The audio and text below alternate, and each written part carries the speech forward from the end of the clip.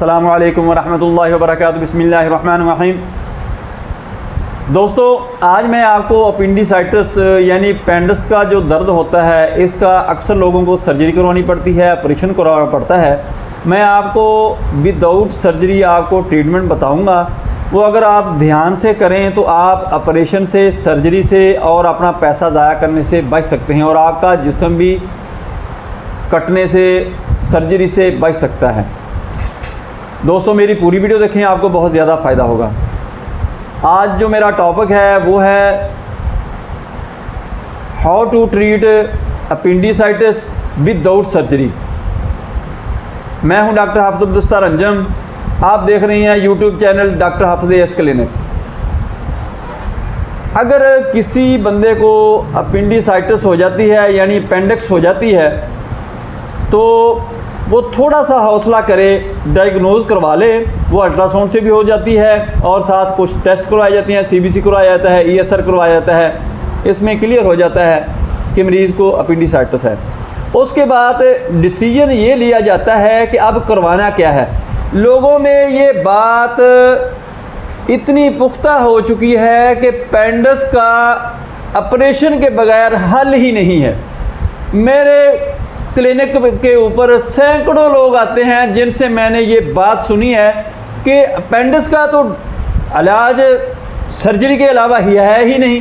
आप कौन सी मेडिसिन देते हैं या आप कौन सा इलाज करते हैं कि आपका मरीज़ सर्जरी के बगैर ठीक हो जाए। वो लोग बहुत हैरान होते हैं और बाद लोग डिबेट करने की माइंड में भी होते हैं। लेकिन मैं इन चीज़ों से एहतियात करता हूं कि अगर किसी का जी मानता है तो वो अपनी ट्रीटमेंट करवा ले, अगर जी नहीं करता तो वो ना करवाए, अपनी मर्ज़ी है।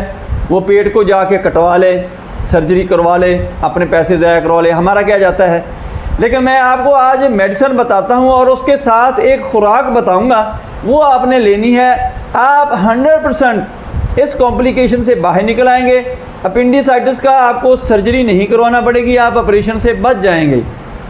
दोस्तों, सबसे पहले तो ये करना है कि आपको अगर डायग्नोज हो जाता है कि आपको अपेंडिसाइटिस है यानी पेंडिक्स का दर्द हो रहा है, तो आपने ऐसे करना है कि बप्टेशिया CM ताकत में मेडिसिन लेनी है।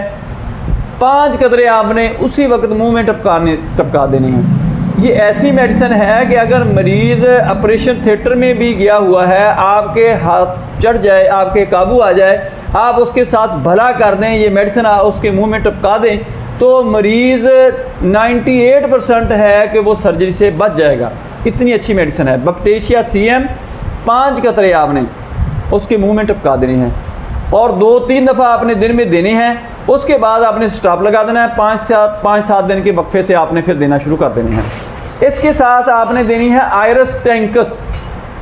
आयरस टैंकस 30 ताकत में लेनी है और आपने इसको सुबह दोपहर शाम 5-5 कतरे मरीज़ को पानी के अंदर डालकर दे दें या ज़ुबान के ऊपर डायरेक्ट टपका दें।